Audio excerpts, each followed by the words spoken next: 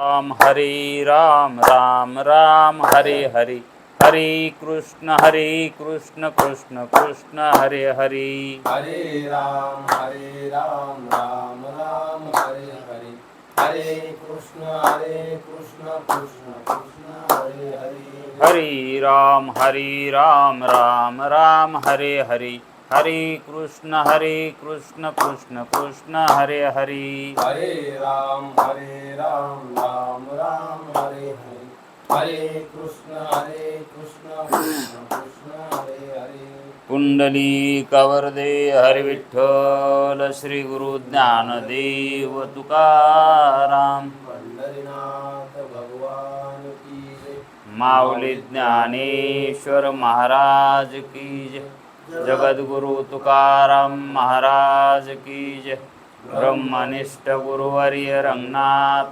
महाराज की जय श्री विनायकं गुरुर्नौमि साखरे नाम विश्रुतम् येषां चरणसान्निध्यात् जीवा मुक्ता भवन्ति साखरे वंशविख्यातं ज्ञानदानपरायणं विनायकं गुरुर्वन्दे भवबन्धैमुक्तये श्रीरङ्गनाथं गुरुराजवर्यं मुमुक्षूणामज्ञानदानेकदक्षं प्रभावती क्षेत्रनिवासिनं नमामि वेदान्तविदां वरिष्ठं पुण्डलीकवरदे हरिविठ्ठल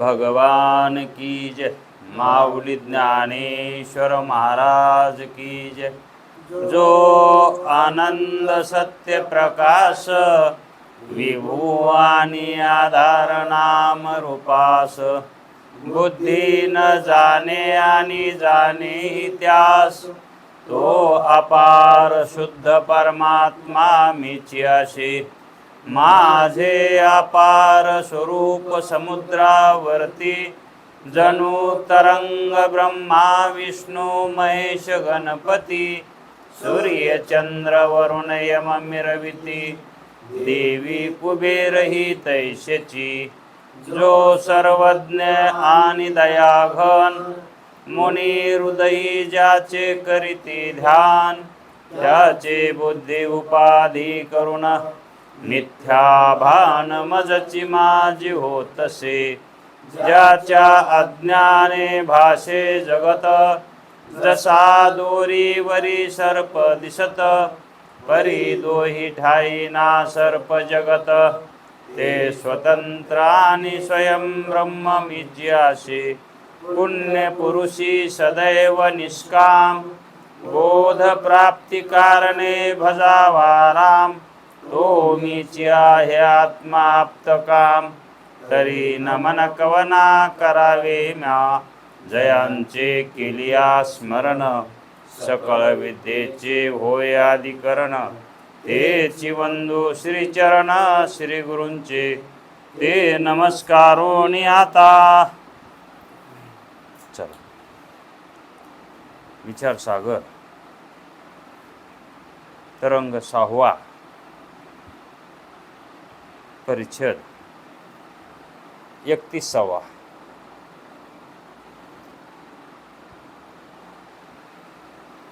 सांख्य मत खंडन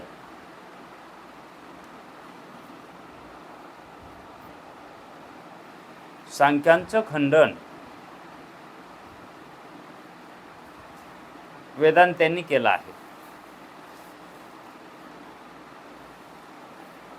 त्यांचं खंडन का केलं आहे आणि कशाचं केलं आहे? खंडन केलंय त्या अर्थी वेदांत संप्रदाय हा खंडनकारी आहे का? ज्या अर्थी सांख्यांचं वेदांत्यांनी वेदांत शास्त्रानं खंडन केलंय, मग त्या अर्थानं वेदांत शास्त्र हे खंडनकार आहे का?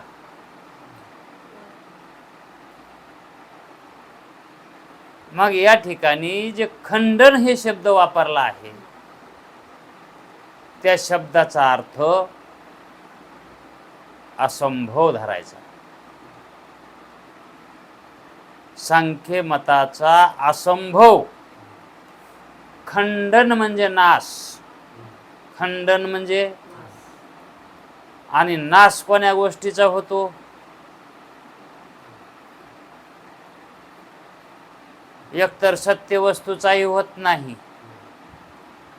आणि मिथ्या वस्तूचाही नाश. दोरीवरल्या सर्पाचा नाश होतो का? म्हणजे मिथ्या पदार्थाचा नाश होतच नाही, आणि सत्य पदार्थ त्रिकाला बाधित असल्यामुळे त्याचाही नाश. मग नाश कशाचा, कोणाचा नाश होतो? मग खंडन या शब्दाचा अर्थ नाश कसा होईल? नाश कशाचाच होत नाही, तर मग खंडन या शब्दाचा अर्थ नाश कसा होईल? कारण नाशच नाही.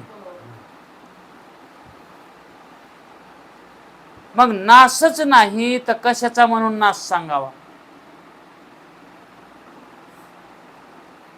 नाश होण्यासाठी व्यावहारिक दृष्टिकोनातून जर विचार केला तर वस्तू सत्य असावी लागते, व्यावहारिक सत्य असावी लागते. त्याचा नाश होतय, हे का नाही? आता रज्जू ही व्यावहारिक सत्य आहे, तिला जर जाळलं तर तिचा नाश होतो, है का नाही? आणि तिच्यावर भासणाऱ्या सर्पाला जाळलं तर काय होतं? अहो जाळायची येत नाही तर नाश होतो का त्याचा, हे सांगायचं आपल्याला. दोरी जाळली तर त्याचा नाश, हा, आणि सर्पाचा नाश करता येत नाही, म्हणता येत नाही.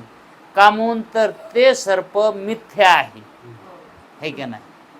मग वेदांत संप्रदायाच्या विचारातून जर विचार केला, वेद गुरु हे सत्य आहेत का मिथ्या आहेत?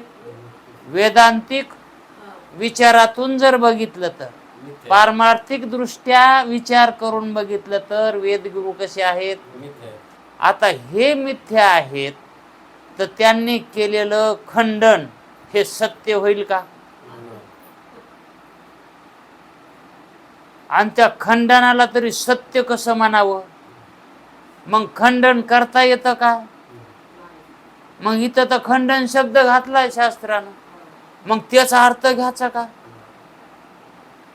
मग स्वमतानं विचारसागर जर वाचला तर कळन का? मग खंडन म्हणजे नाशच धरतन का नाही? मग खंडन म्हणजे नाश याचा अर्थ होतो का? मग काय अर्थ करायचा खंडन म्हणजे? असंभव, संभव होणे शक्य नाही. असंभव म्हणजे काय? हा, असं होऊ शकत नाही इतकं म्हणता येतंय, पण नाश म्हणता येत नाही. असंभव करता येतो. तुम्ही संभव म्हणायलात ना, संभव नाही, असंभव करता येतो. कारण संभव हा शब्द मिथ्या आहे, आणि संभवाचा जर असंभव करायचा गेलं तर असंभव सुद्धा मिथ्याच होणार. तसं खंडन हा शब्द जर सत्य मानला, खंडन हा शब्द जर सत्य मानला तर द्वैतापती दोष येतोच. शक्यता काय कशी सांगावी? येतोच. खंडन म्हणलं, खंडनाचा अर्थ जर सत्य धरला तर, नाश धरला तर द्वैतापती दोष येतोच. मग हे बी खरं आणि ते बी खरं, ब्रह्म ही सत्य आणि खंडन ही. मग खंडनाला सत्य मानायचं का, म्हणजे नाश मानायचा का? खंडनाचं, खंडन या शब्दाचा अर्थ नाश करायचा का? नाश करता येत नाही. खंडन या शब्दाचा अर्थ नाश म्हणून करता येत नाही. म्हणजे खंडन म्हणजे नाश नाही, खंडन म्हणजे असंभव, असं होत नाही. मग असंभव सांगता येतो, खंडन करता येत नाही. मग वेदांत शास्त्राने खंडन कुणाचंच केलं नाही, असंभव सांगितलंय. तुमचं जे मत आहे ते मत योग्य नाही, असंभव आहे सिद्धांताला. तुमच्या मताचं सिद्धांताशी जुळवणी होणं शक्य नाही, असंभव आहे, संभवत नाही. तुमचं मत सिद्धांताशी, वेदांत शास्त्राशी संभवत नाही. का? तुम्ही असंभव बोलता. जे संभव होत नाही ते असंभव बोलता तुम्ही, हे का नाही? म्हणून त्यांचा असंभव सांगितलाय. तुम्ही जे बोलायलात, तुम्ही जे सांगायलात, तो असंभव सांगायलात तुम्ही. मग वेदांती त्यांना तेच म्हणतात की तुमच्या बोलण्यामध्ये सत्यता नाही, हे आम्ही तुम्हाला सांगतो. यालाच म्हणायचा असंभव. आता काय त्यांचा असंभव आहे? काय वेदांती म्हणतात, पण तुमचा असंभव काय आहे? तुम्ही म्हणता आत्मा नाना आहे. पुरुष म्हणजे काय? आत्मा. आणि आत्मा कसा म्हणता तुम्ही? अनेक मानतात, है का नाही? मग आत्माला नाना म्हणणे हे संभवत नाही, हे असंभव आहे तुमचा. इतका याचा गहन अर्थ आहे खंडन या शब्दाचा अर्थ. ते खंडन करतात म्हणजे त्यांच्या मताचं असंभव सांगतात. सांख्य मताचं असंभव करतात. मग त्यांनी आत्म्याला असंग मानला आहे. आत्म्याला कसं मानलंय? असंग मानलंय. आणि असंग मानून सुख दुःख हे धर्म आहे का नाही? मग आत्म्याला असंग मानलंय आणि सुख दुःख धर्म बुद्धीचे मानलेत. इथपर्यंत तुमचं बरं आहे का नाही? पण आत्मा नाना आहेत हे म्हणणं, मग त्यांचं काय खंडन केलंय, म्हणजे काय असंभव सांगितलाय? तुम्ही एक गोष्ट बराबर बोलतात आणि एक गोष्ट चुकीची बोलतात. म्हणजे एक गोष्ट फायद्याची बोलतात आणि एक गोष्ट नुकसानीची बोलतात, है का नाही? मग एकीकून तुम्ही सांडितात आणि लगेच ते भरायचं, हे कवर करायचं. सांडायचं भरायचं, सांडायचं भरायचं, हे बिनकामाचंच काम आहे का नाही? हे काम, अशा कामाला कोणतं काम म्हणतात? बिनकामाचं काम. मग आत्म्याला असंग मानून नाना म्हणणं हे त्यांचं योग्य आहे का?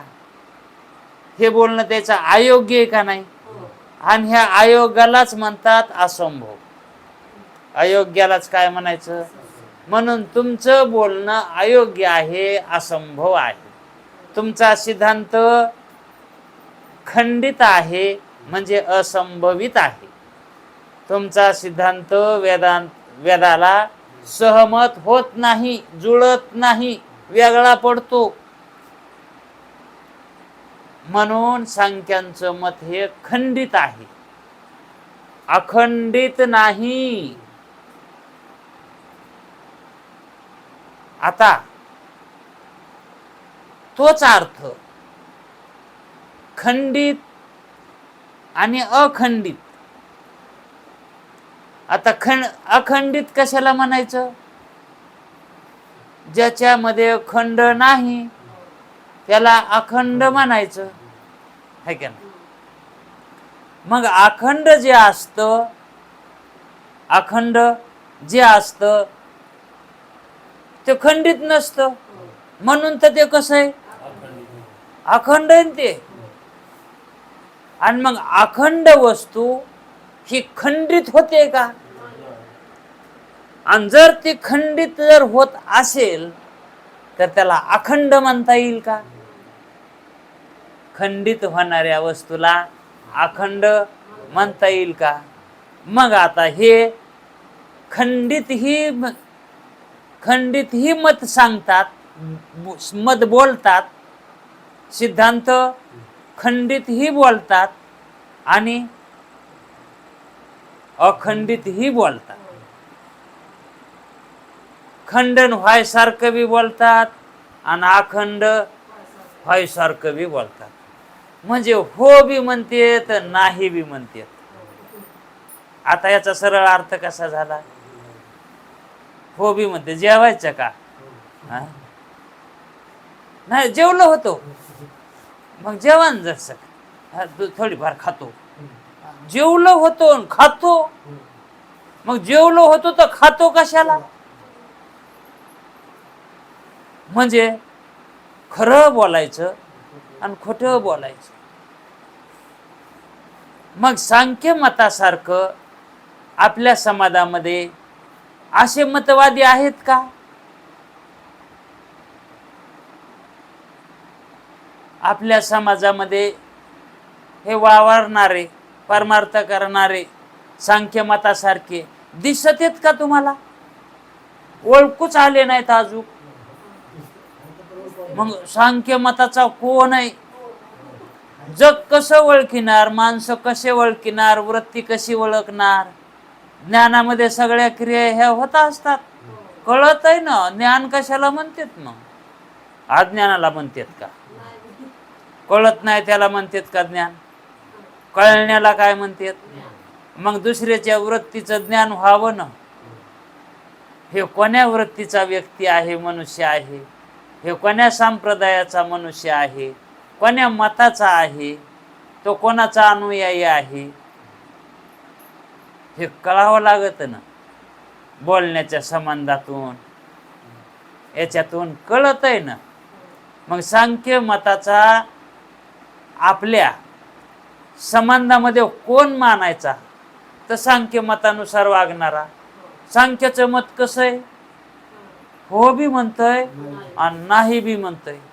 हा, देवदेव करतात का? हो. काकडा चुकत नाही, हरिपाठ चुकत नाही, कोणता सप्ताह सोडित नाही. 10 कोस कीर्तनाला जातो. 10 कोस कीर्तनाला जातो. मला त्याच्या वाचून, परमार्थ वाचून करमतच नाही.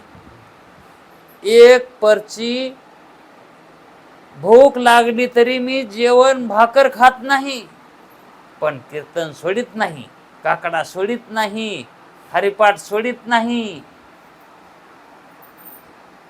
मग अशा मनुष्याला काय म्हणावं?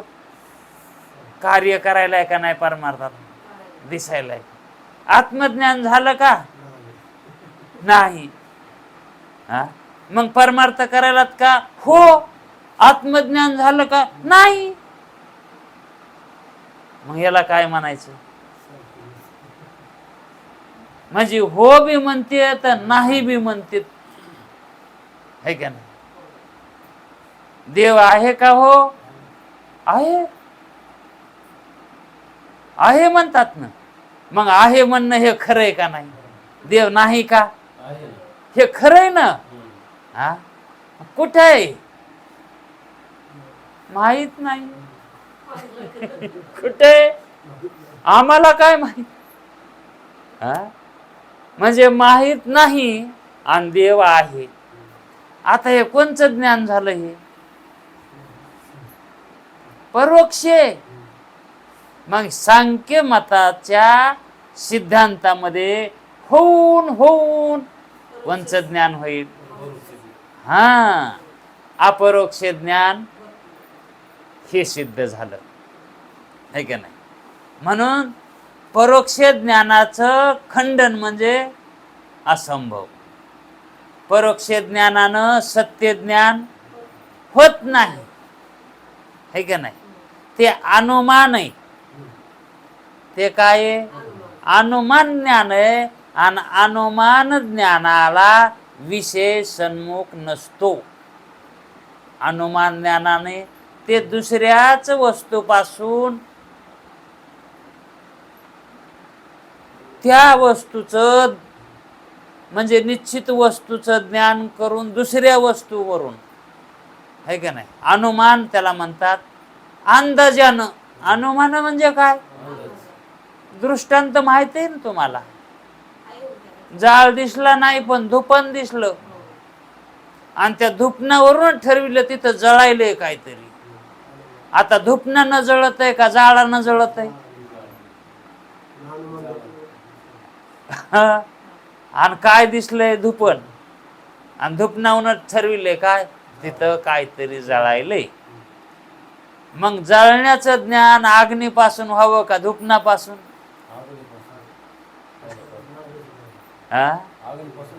है का नाही? त्याला म्हणते प्रत्यक्ष. हा, त्याला कोणतं ज्ञान म्हणायचं? हा, अग्नी दिसावा आणि जळायलेलं दिसावं, तिथं प्रत्यक्ष होईल की ज्ञान ते. पण धुपणावरूनच. मग ते खरं आहे का? ते अनुमान आहे. तसं सांख्यांचं ज्ञान हे काय आहे? हा, मग त्या अनुमानाचं वेदांत शास्त्रानं काय केलं आहे? हे स्वरूपाशी, स्वरूप ज्ञानाशी, स्वरूपाच्या ओळखीशी पुरत नाही. परोक्ष ज्ञान हे पुरत नाही. त्याचे हात पुरत नाहीत. ते कमी पडतंय. परोक्ष ज्ञान कमी पडतंय ना. कमी पडतंय म्हणून तर त्याला परोक्ष म्हटलंय है का नाही? मग ते कमी पडायलंय ना, म्हणूनच त्याच्या ठिकाणी असंभव आहे. ते संभव होऊन करून देत नाही. ते सिद्ध करून देत नाही. म्हणजेच सांख्य मताचा असंभव सांगितला आहे. कोणी? वेदांत शास्त्राने. मग त्यांचं खंडन. खंडन म्हणलं की असंभव अर्थ करायचा. मग वेदांत्यांनी त्यांच्या मताचं काय केलंय? खंडन केलंय है का नाही? खंडन करणे म्हणजे एकाचे दोन करणं. आणखी त्याच्यातली त्याच्यात. गुरुजी लय बोलत होते हो असं. हा, खंड करणे म्हणजे तुकडे करणं है का नाही? त्याला म्हणतात खंडन करणं. तसं हे तुकडे तुकडे कायचे करायले? तर हे तुकडा कायाचा पाडायलेत का? आता मोडून या वाटा. वाटा मोळड्या. मोळड्या या शब्दाचा अर्थ काय करायचा? वाट मोडा येते का हो? वाट बंद करा येईल. मोडा येते का? मग शब्दशः अर्थ घ्यायला जमतय का? आणि संत तर म्हणलेत मोडून या वाटा. सूक्ष्म दुस्तर केला राज्यभार चाले आहेस. आता इथं सुरुवातीलाच म्हणलेत मोडून या वाटा. वाटा मोडणं म्हणजे काय? बघा की. हा, किती अडकत आहे माणूस संताच्या बोलण्याला. मग ते कोण्या वृत्तीतून बोलले त्याच्या वृत्तीकडे जावं लागतंय. त्यांच्या अनुभवाकडे जावं लागतंय है का नाही?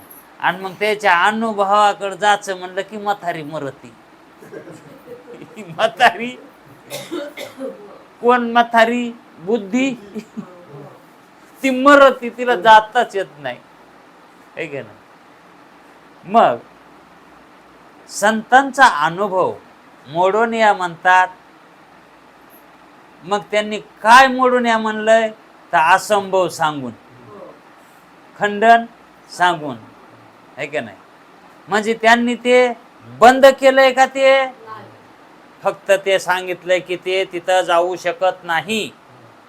हा, मग ते काहीच कामाचं नाही का? हा, कामाचं आहे. अंतःकरण शुद्धीच्या कामाचं आहे ते. आमच्या लहानपणी उदाहरण, एक कुऱ्हाड होती आणि तिला हातभरच दांडा होता. एक कुऱ्हाड होती, तिला हातभरच दांडा होता. आणि मग ते बाबळी तोडायला जायचं होतं. एक कुऱ्हाड कमी पडायली एक जणाला. एक चांगली कुऱ्हाड होती, लांब वावर दांड्याची, आणि एक आकुड दांड्याची होती, है का ना? आणि मग ते म्हणले बाबळ तोडायची. मग बाबळ तोडायची म्हणले दोघाला 2 कुऱ्हाडी लागते ना.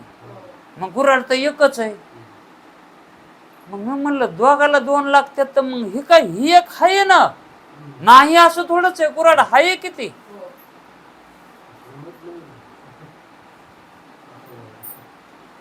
आता कुऱ्हाड असून कामून जमाना मग ती. हा, म्हणले ती झाड तोडायची कुऱ्हाड नाही. हा, म्हणलं मग कशाला आणली? म्हणले पेंट फोडायला. ती कोणची कुऱ्हाड आहे? पेंट फोडायला कुऱ्हाड झर लागत नाही, तिला धार काय गरज नसती, है का नाही? मग ती झाड तोडायला जमती का? म्हणजे ती बिनकामाची का? तस सांख्य शास्त्र हे बिनकामाचं आहे का? कामाचंच आहे. पण ते खरा टाइम आला तर ते कामाला पडतं का? हे शास्त्र म्हणजे कसं आहे? पेंट फोडायच्या कुऱ्हाडी सारखं आहे. आणि मग आपल्याला या ठिकाणी तर सगळा असंभव करायचा आहे का नाही? खंडन करायचंय. मग त्यावेळेस यांचं खंडन कसं करावं लागतं? एकदम तुकडाच करायचा का त्याचा? मोडूनच टाकायचं का? ते मोडून या वाटा या शब्दाचा अर्थ, ते वाटा काय खांदायच्या का? ना, साची वाटा असली की तिच्या मधात असं खांदायचं. काय झालं म्हणले तर म्हणले वाटच मोडली. आता हे लोक पाईपलाईन करतात ना, आणि ती रस्त्यावर तिकडे जायचं म्हणलं की ते खांदावत लागते ना वाट. मग ती वाट मोडली असा अर्थ करायचा का? तस इथं यांनी वेदांत्यांनी सांख्य मताचं खंडन केलंय. म्हणजे त्यांना मार्क 0 दिलेत का? ते चांगलंय बाबा, पण मुक्तीपर्यंत ते जात नाही. त्यानं मुक्ती मोक्ष मिळत नाही. आणि मग कशाला सांगितलं असं शास्त्रानं? ते कशाला मदत घ्यावा त्याला? तसं शास्त्राला मोक्ष मिळत नाही तर? अरे अंतःकरण शुद्धी करून देतय ना. ते काय करतय? अंतःकरण शुद्धी करून देतय. ते कुऱ्हाड घासायचा लिशाना दुसरे का दगड नाहीत का? पण ते गिरणीचा दगड कशाला? त्यानं तर ते मी घासता येतं, झर करता येतंय. इतर दगडावर होत नाही ना. ते त्या कामाचं आहे. ते दगड फुटलं तरी पण उपयोगात आहे. तसं हे सिद्धांत मताला जरी लागत नसल, याला जरी तडा गेलेला असल, हे फुटलेलं आहे.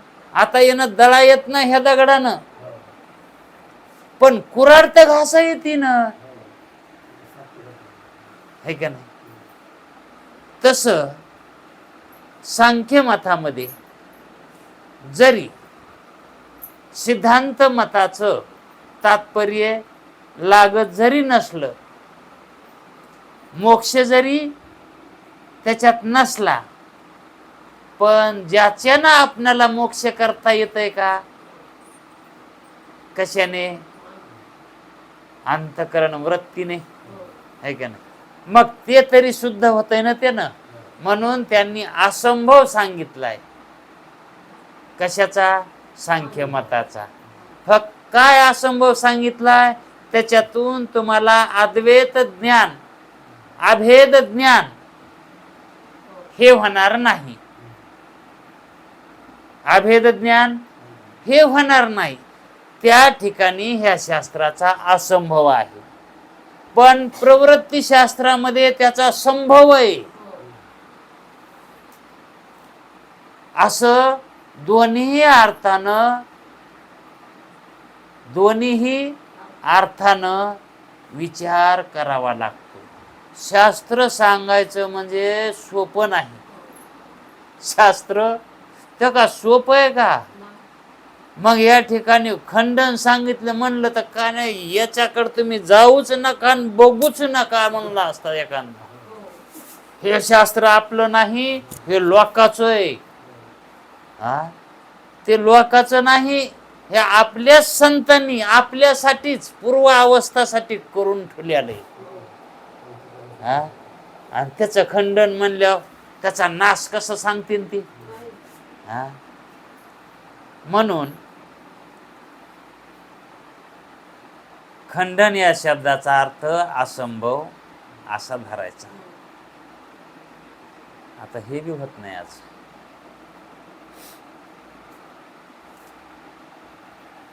पुरुष आत्मा असंग. आता खंडन त्याचं करायचंय म्हणल्यावर त्याचं मंडन हे कळालंय ना.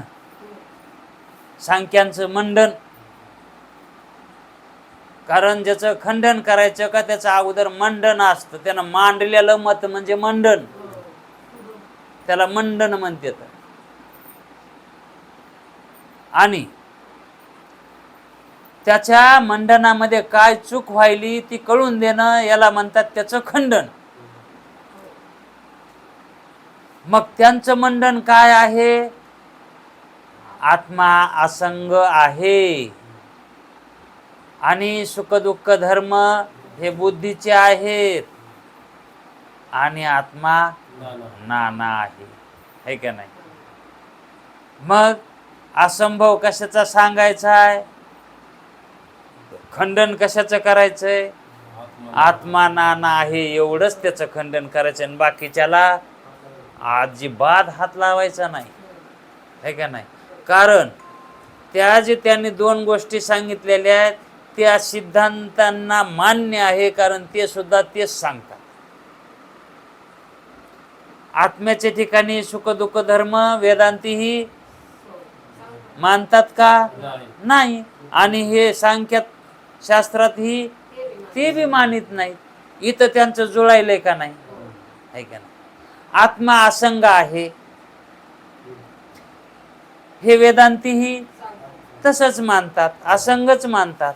आणि हे सुद्धा असंगच मानतात.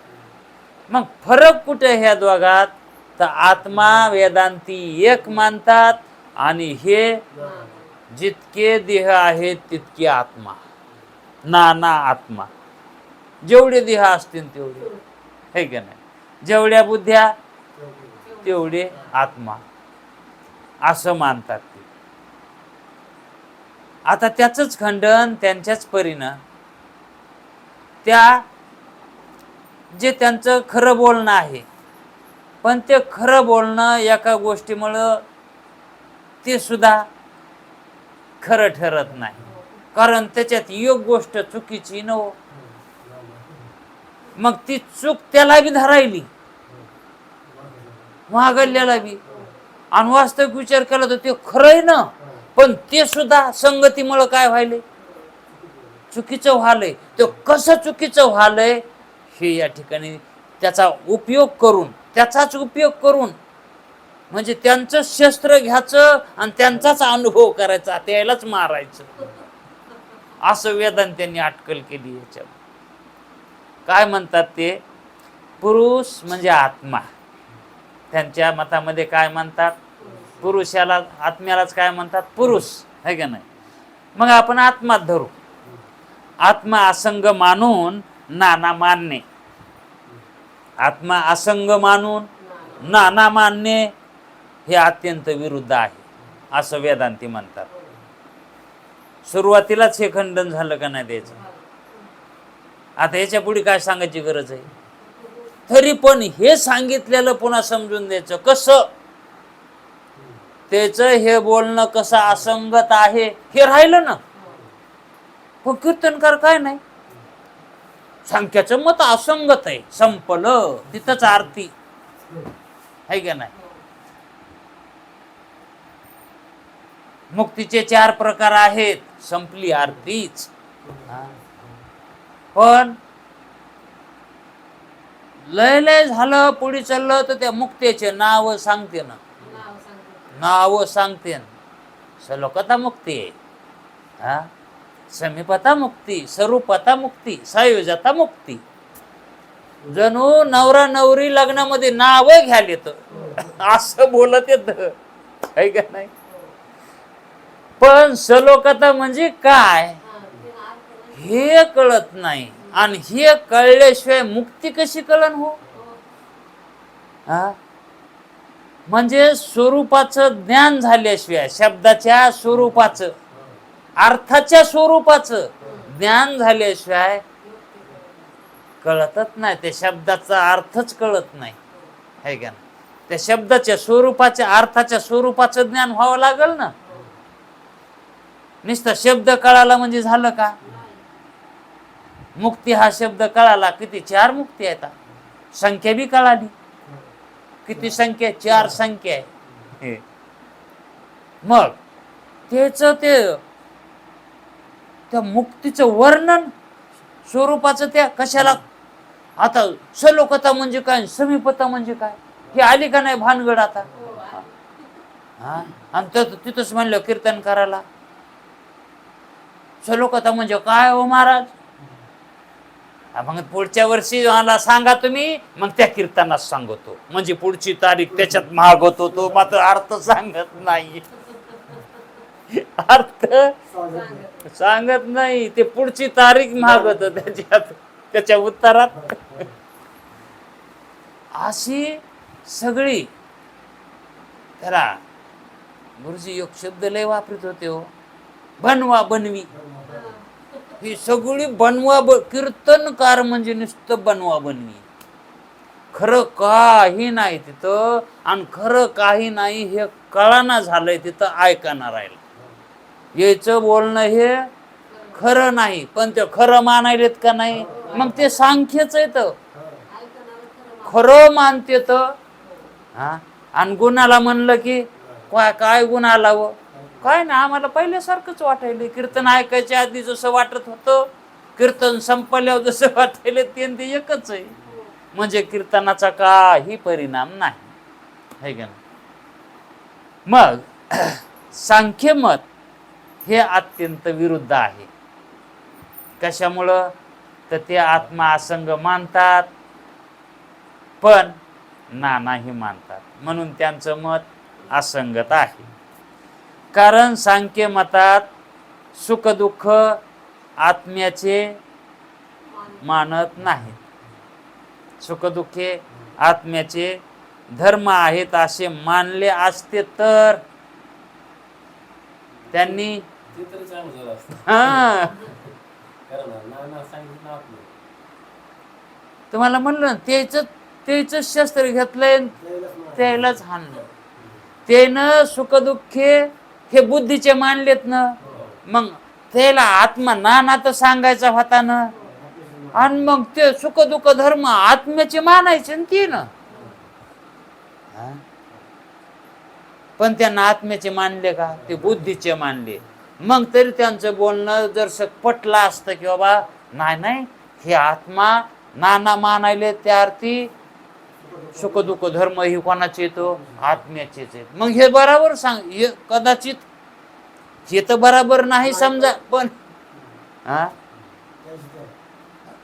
मग हे आत्म्याचे धर्म आहेत असे मानले असते तर प्रत्येक शरीराच्या ठिकाणी त्यांनी जर समजा सांगितले त्यानं जर तसं मानलं असतं, सुख दुःख धर्म हे आत्म्याचे आहेत असं जर मानलं असतं त्यांनी, तर शरीराच्या ठिकाणी सुखदुःखाचा भेद असल्यामुळे, शरीराच्या ठिकाणी सुखदुःखाचा भेद असल्यामुळं, सुखदुःखाचा भेद असल्यामुळे आत्म्यास नानात्व मानणे भाग होते. कारण शरीरे किती आहेत? भेद आहेत म्हणजे अनेक आहेत. शरीरे अनेक आहेत ना. भेद म्हणजे एकापेक्षा दुसरा झाला की झाला भेद सुरू. मग ते हजारो कोटी होऊ द्या, ते भेदच. हा, दोन असला तरी भेदच, आणि एक असला की अद्वैत आहे का नाही. मग त्यांनी जर शरीराच्या ठिकाणी भेद मानला असता, म्हणजे सुख दुःख हे देहाचे मानले असते, हे आत्म्याचे मानले असते, तर देहाच्या ठिकाणी होणारे सुख दुःखे, कुठे चाललं होतं, प्रत्येक शरीराच्या ठिकाणी सुख दुःखाचा भेद असल्यामुळं, आता माझ्या शरीराला काटा टोचला तर तुमच्या शरीराला ते जाणवत आहे का? मग भेद आहे का नाही ह्या शरीरात आणि त्या शरीरात? आणि मग सुख दुःख हे कोणाचे येतं? सुख दुःखे जर त्यांचं म्हणणं काय, सुख दुःखाचा भेद असल्यामुळे मला जर दुःख झालं तर तुम्हाला दुःख होत नाही, तुम्हाला जर दुःख झालं तर मला होत नाही, मला काटा टोचला तर तुम्हाला त्याचं वेदना होत नाहीत. मग याच्यामध्ये भेद आहे का नाही? हा, मग आत्म्यास नानात्व मानणे भाग होते. मग आत्म्याला नानात्व मानलं तर जमत होतं ना. हा, पण ते म्हणले तर आत्मा नाना, पण सिद्धांत जुळाना ना. हा, नानात्व काय आहे? शरीरामध्ये नानात्व आहे का नाही. आणि मग त्यांनी शरीराला जर आत्मा म्हणला असतं तर भागला असतं की, कारण नानात्व शरीरामध्ये आहे. आणि आत्मा कसे मानलेत? नाना मानलेत. मग शरीर नाना आहेत, मग शरीरालाच त्यांनी आत्मा म्हणायचं. पण ते शरीराला आत्मा मानित नाहीत ना. मग नाना मानते तो, पण शरीराला म्हणत नाहीत. आत्म्यालाच म्हणतात ते असंग आहे. आत्मा कसा आहे? कोणाचाही संग करत नाही, पण त्याच्या ठिकाणी भेद मानतात. आत्म्याच्या ठिकाणी काय म्हणतात? भेद मानतात. आणि भेद कशाला म्हणतात? मला जे जाणवायले तुम्हाला जाणू नये, तुमच्या शरीरानं जाणू नये. हे आपल्यात कोणता भेद आहे? हे वास्तव भेद आहे ना. हे भेद, हे भेद ते मानतात आत्म्यात, आणि आत्म्यात हे भेद नाही, हे कल्पित भेद आहे. आणि त्यांनी मानलाय वास्तव भेद. मग वास्तव अभेद मानायचा, तर त्यानं काय केलंय? इतकी चूक झाली त्याची. म्हणजे कल्पित भेदाच्या ठिकाणी वास्तव भेद घातलाय, आणि वास्तव भेदाच्या ठिकाणी कल्पित भेद घातलाय. वास्तव अभेद, आत्म्याच्या ठिकाणी वास्तविक म्हणजे खरा अभेदच आहे का नाही, पण तिथं त्यांनी भेद केलाय. नाना मानले का नाही, मग तिथं भेद करावा का त्यांनी? तिथं त्यांनी वास्तव, आत्म्याच्या ठिकाणी भेद केलाय. कसा केलाय? वास्तव केलाय ना, खरा भेद केलाय ना. आणि मग खरा भेद कुठे करायला पाहिजे होता? या कल्पित वस्तूमध्ये, जिथं कल्पित भेद करावा लागतो, तिथं वास्तव भेद कराव, तिथं वास्तव भेद कराव ना. आणि आत्म्याच्या ठिकाणी जर ते धर्म दिसत असले तर तिथं कल्पित भेद कराव, तिथं कल्पित भेद कराव ना. पण त्यांचं उडपाट झालंय. आत्म्याच्या ठिकाणी खरा भेद मानलाय. आत्म्याच्या ठिकाणी खरा भेद मानलाय. आणि खरा भेद कुठे मानायचा असतो? कल्पित भेदाच्या ठिकाणी, वास्तव भेदाच्या ठिकाणी. वास्तव भेद कुठं मानलाय त्यांनी? आत्म्याच्या ठिकाणी, है का नाही? आणि वास्तव भेद कुठं मानायचा असतो? म्हणजे जी वस्तू खरी नाही तिथं वास्तव भेद मानावा लागेल ना. आता शरीराच्या ठिकाणी भेद मानला तर चालेल ना. हा, पण दोघाच्या आत्म्याच्या ठिकाणी, है का नाही? जरी मानला तरी तिथं कल्पित भेद मानाव. दोन्ही आत्म्याच्या ठिकाणी कल्पित भेद मानाव ना. नाहीच पण कमीत कमीत कल्पित तरी मानाव ना. पण यांनी इथं काय केलाय? कल्पित तिथं नाही मानला, तिथं वास्तव भेद केलाय त्यानं. खरा भेद तिथं केलाय. जिथं खरा भेद करायचा आहे देहाच्या ठिकाणी, अंतःकरणाच्या ठिकाणी, शरीराच्या ठिकाणी, है का नाही? जिथं सुख दुःख होतात त्याच्या ठिकाणी जर त्यांनी खरा भेद तिथं मानला असता तर वेदांती म्हणले असते हे आपल्या मतानुसारच आहे. पण त्यांनी खरा भेद आत्म्याच्या ठिकाणी मानलाय, है का नाही? म्हणून सुख दुःखाचा भेद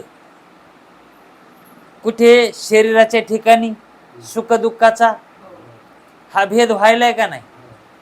त्याच्यामुळं भेद, सुख दुःखाचा भेद असल्यामुळं आत्म्यास नानात्व मानणे भाग होते. आत्म्याला नानात्व त्यांना म्हणता आला असतं केव्हा? जर तिथं सुखदुःखाचा भेद जर असला असता तर, त्यांनी मानला असता तर.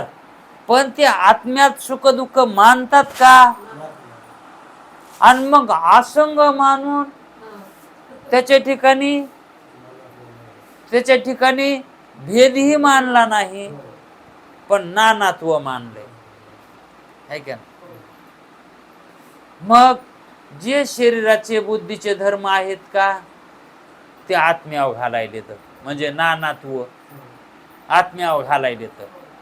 मग ही त्यांची समजूत चुकीची आहे. याला काय म्हणायचं? यांची समजूत चुकीची, यांचा सिद्धांत योग्य नाही. म्हणून वेदांताच्या मताशी, सिद्धांताशी असंगत आहेत. हे संगतवार नाहीत, है का नाही? म्हणून यांचं मत कसं आहे? असंभवित आहे. यांच्या मताचा संभव वेदांताशी, वेदांत शास्त्राशी, वेदांताच्या सूत्राशी जुळत नाही, है का नाही? म्हणून त्यांचा असंभव म्हणतात. हे त्यांचं म्हणणं खरं नाही, है का नाही? मग त्यांचं हे बोलणं अत्यंत विरुद्ध आहे. विरुद्ध व्हालंय ना. कारण सांख्य मतात सुख दुःख आत्म्याचे धर्म आहेत असे मानले असते तर, सुख दुःख धर्म हे आत्म्याचे जर त्यांनी मानले असते तर, प्रत्येक शरीराच्या ठिकाणी सुख दुःखाचा भेद असल्यामुळं, प्रत्येक शरीराच्या ठिकाणी सुख दुःखाचा भेद आहे, है का नाही? तुम्हाला झालेलं दुःख मला नाही, मला झालेलं दुःख तुम्हाला नाही. मग शरीरामध्ये भेद असल्यामुळे आत्म्यास नानात्व मानणे भाग होते. आत्म्यास नानात्व मानण्यात भाग होते. म्हणजे त्यांना तसं म्हणता आलं असतं.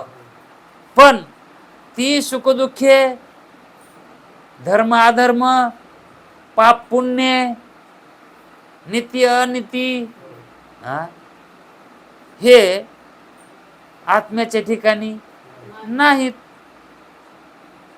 पण ती सुखदुःखे तर आत्मधर्म नाहीत, म्हणजे आत्म्याच्या ठिकाणी नाहीत. फक्त बुद्धीचे धर्म आहेत. ते धर्म कोणाचे येतं? बुद्धीचे, है का नाही? आणि ते मानतात ही तसंच, ते मानतात बी ना तसंच, है का नाही? त्या सुखदुःखाच्या भेदाने, त्या सुखदुःखाच्या भेदाने बुद्धीचाच भेद सिद्ध होतो. आत्म्यात भेद कसा सिद्ध होईल? हे धर्म कोणाचे येतं आणि ते बी कोणाचे म्हणतात? बुद्धीचेच म्हणतात. मग हे धर्म कोणाचे येतं?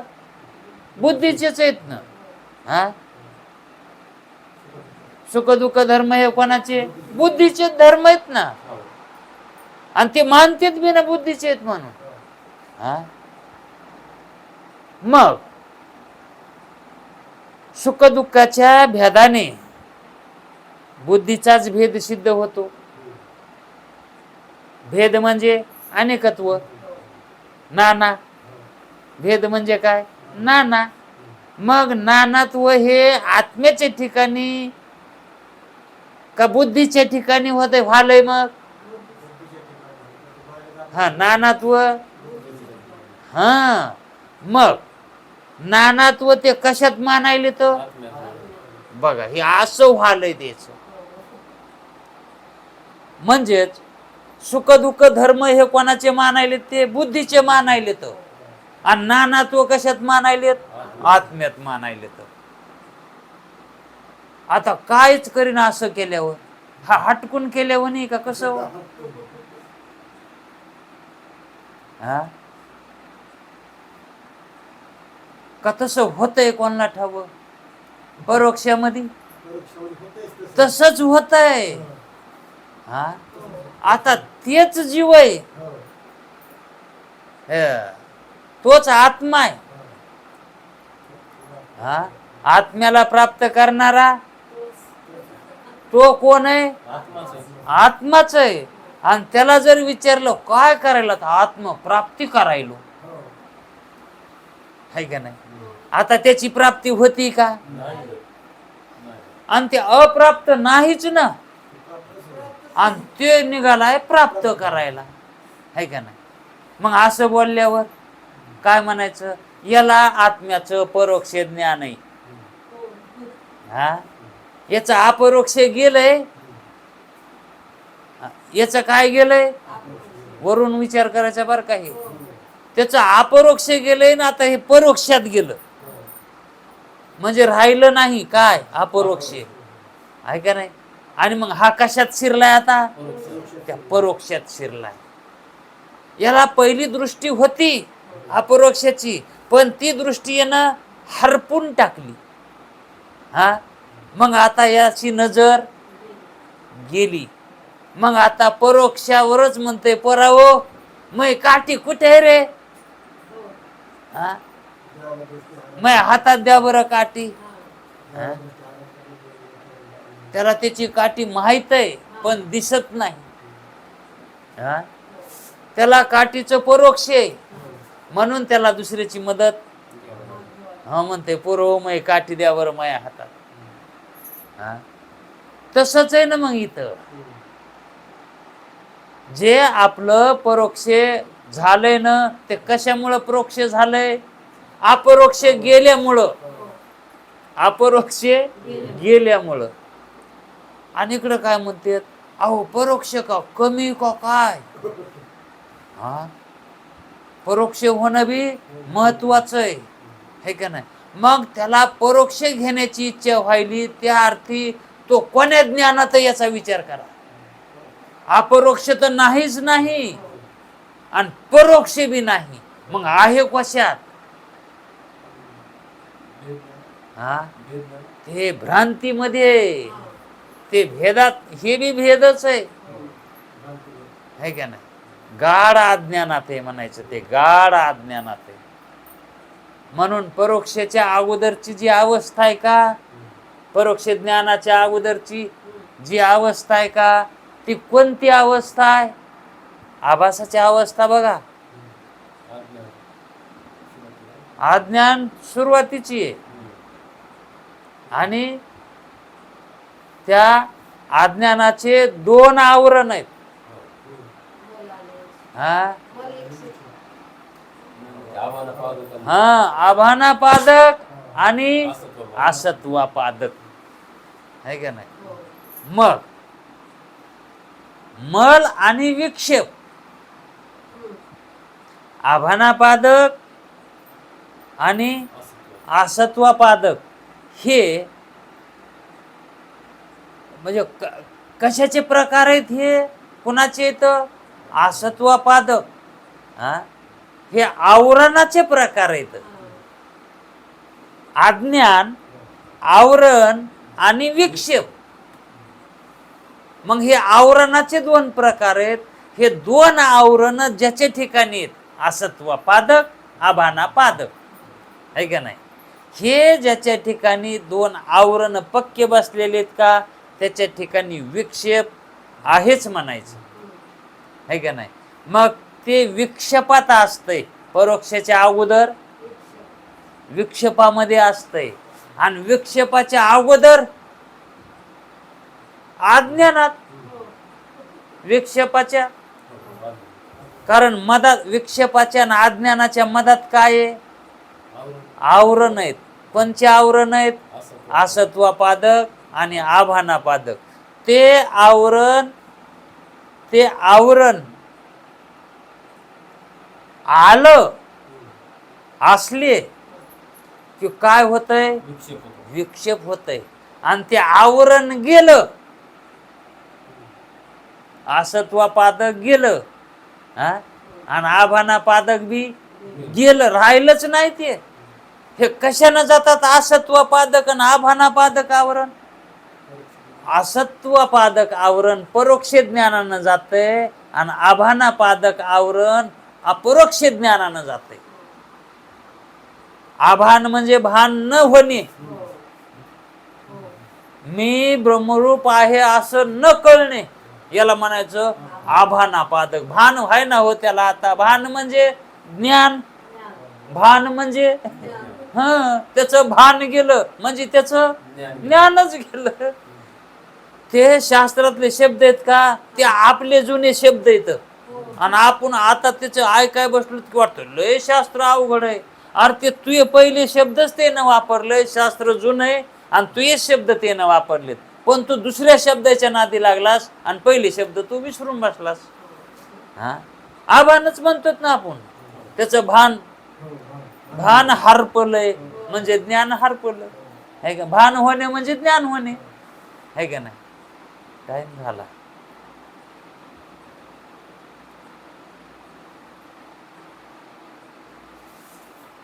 फक्त बुद्धीचे धर्म आहेत. सुखदुःख धर्म हे आत्म्याचे नाहीत. मग त्या सुखदुःखाच्या भेदाने बुद्धीचाच भेद सिद्ध होतो, आत्म्यात भेद सिद्ध होतो का? नाही होत. मग आत्म्याला नानात्व मानायला जमतं का? पण हे आत्म्याला नाना मानायलेत का नाही?